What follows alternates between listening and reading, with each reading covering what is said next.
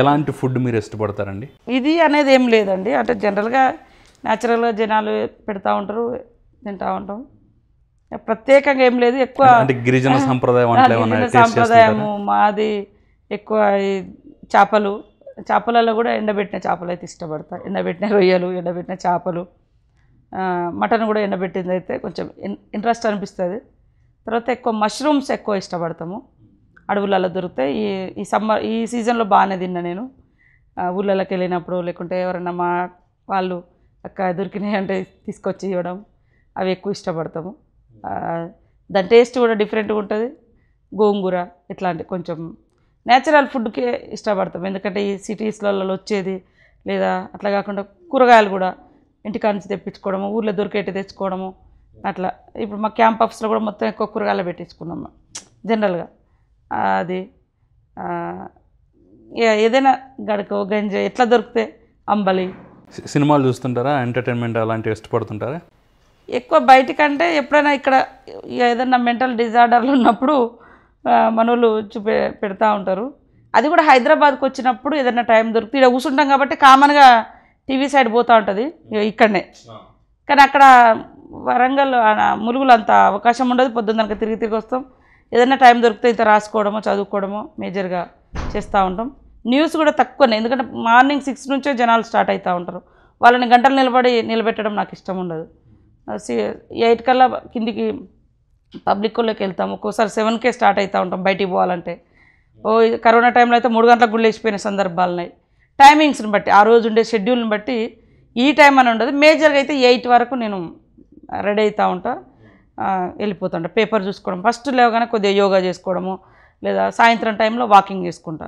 యాక్చువల్గా సాయంత్రం walking, morning yoga. ఎందుకంటే మార్నింగ్ యోగా కిందికి పోవడము అది జనాలు అందరూ వస్తూ ఉంటారు కాబట్టి మార్నింగ్ వాకింగ్ చేయలేము, ఈవినింగ్ యోగా చేయలేము. కాబట్టి యోగా అనేది కొంచెము టైం కేటాయించుకున్నప్పుడు, హర్రీ లేనప్పుడు మాత్రం కొద్దిసేపు యోగా చేసుకుంటా. ఈవినింగ్ టైంలో కొంచెం వీళ్ళతో మాట్లాడుకుంటూ, ఫోన్లు మాట్లాడుకుంటూ వాకింగ్ చేస్తాం 1 అవర్. రాజకీయ జీవితంలో మీ ఫైనల్ గోల్ ఏంటి? ఇది సాధించాలి అనే ఒక గోల్, లక్ష్యం ఏమన్నా ఉందా మీకు? లక్ష్యం అంటే ఇంత అభివృద్ధి, ఇంత అన్నీ ఒక దిక్కు మనం చూపిస్తున్నాం, కానీ అభివృద్ధి ఛాయలు లేనటువంటి ఊర్లు ఇంకా ఉన్నాయి. గవర్నమెంట్లు ఏదైతే బిలో పావర్టీ అనుకొని సంక్షేమ పథకాలు పెడుతున్నామో, ఆ బిలో పావర్టీ ఉన్న వాళ్ళకు ఎంతవరకు మనం చేర్చగలుగుతున్నాం, అది టార్గెట్ పెట్టుకోవాలని. వాళ్ళను కనీసం ఎడ్యుకేషను, హెల్త్, ఎలక్ట్రిసిటీ, ఒక రోడ్డు, ఒక ఇల్లు, ఒక పెన్షను, ఇలాంటి అర్హులకు మనము రాజ్యాంగ ఫలాలు అందాల్సినటువంటి అర్హులకు, ఆ రాజ్యాంగ హక్కులు అందాల్సినటువంటి వర్గాలకు ఎంత చేరువలో ఉన్నాం మనం, అది మనము చూడాలి. కానీ మీరందరూ ఒక సొసైటీని చూసారు. మేము ఈ కరోనా టైంలో మీరందరూ ఒక సొసైటీని చూపించారు.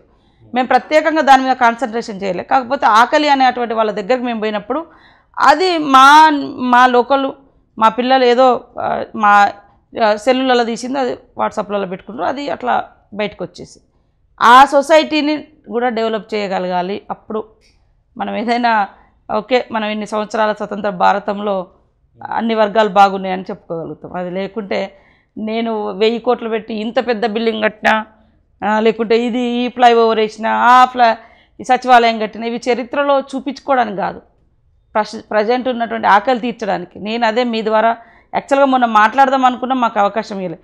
చిరు వ్యాపారులు, ప్రైవేట్ టీచర్సు, వీవీలు, లేదా ఆటో డ్రైవర్లు, క్యాబ్ డ్రైవర్లు, రకరకాల వాళ్ళు ఈ పాండమిక్ టైంలో ఇబ్బంది పడ్డారు ప్రజలు. అలాంటి వాళ్ళని ఏరి సచివాలయం ఆపి ఫస్ట్ వాళ్ళని నిలబెట్టండి. సెక్రటేరియట్ ఇప్పటికిప్పుడేం అవసరం లేదు, పెద్ద పెద్ద ప్రాజెక్టులు ఇప్పటికిప్పుడేం అవసరం లేదు.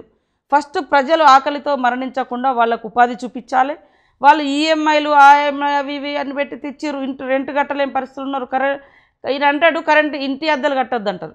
మరి ఎలక్ట్రిసిటీ బిల్ ఆపొచ్చు కదా, మీరు కట్టించారు కదా. అదే అంటాను, ఇంటి వాళ్ళు మాత్రం ఫ్రీగా ఇవ్వాలంట. ఆయన ఎక్కడో అప్పులు తెచ్చి ఇల్లు కట్టుకొని ఉంటాడు, ఇంట్లో అద్దె 4 రోజులు ఆపగలుగుతాడు అడగకుండా, కానీ కట్టకుండా ఉంటాడా? మరి నువ్వు గవర్నమెంట్ కరెంటు బిల్లు ఆపకుండా పోయినావు కదా, కనీసం అవైనా మాఫీ చేయాలి కదా, చేయలేదు. సచివాలయమో లేకుండా ఇంకో ప్రాజెక్టో ఇంకోటి అంటున్నారు కదా అప్పులు తెచ్చి. వాటికన్నా ముందు ప్రజల్ని నిలబెట్టండి, ప్రజల జీవితాలు నిలబెట్టండి, నిరుద్యోగులకు ఉద్యోగ ఉపాధి అవకాశాలు కల్పించండి. వాళ్ళే జీఎస్టీ రూపంలో, ట్యాక్స్ రూపంలో గవర్నమెంట్ని మళ్ళీ నిలబెడతారు ఇంకో ఏడాది తర్వాత. అది ఆ సబ్జెక్ట్ వచ్చేలోపల నా నోరు కట్ చేసిరు. ఆ నాగులు రోజు మాట్లాడిన రోజు నాగులకు నేను నివాళులు అర్పిస్తూ నేను యాక్చువల్గా ఈ సబ్జెక్ట్ మాట్లాడాలనుకున్నా, ఈ చిరు వ్యాపారాల గురించి. వాళ్ళ కథం కట్ మళ్ళీ ఉల్టా నన్నే ఏం మాట్లాడతాం అంటారు. వీళ్ళకేమన్నా అసలు దెబ్బ కొట్టుకోవడానికి అనేక వేదికలు ఉన్నాయి, చెప్పుకోవడానికి పబ్లిక్ మీటింగ్ పెట్టచ్చు, ప్రజల సమావేశాలు పెట్టచ్చు. కానీ మాలాంటి గొంతు నొక్కడానికి ఈసారి మాత్రము నాకు అసలు చాలా ఇరిటేషన్ అనిపిస్తుంది. ఎందుకు పెట్టారు అసలు అసెంబ్లీ? ఎందుకు కేవలం బిల్లు పెట్టుకొని ఇంకా ఏం చేసుకుంటారు అనేది.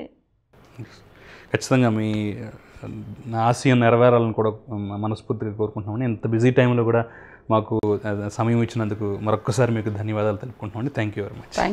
Thank you so much.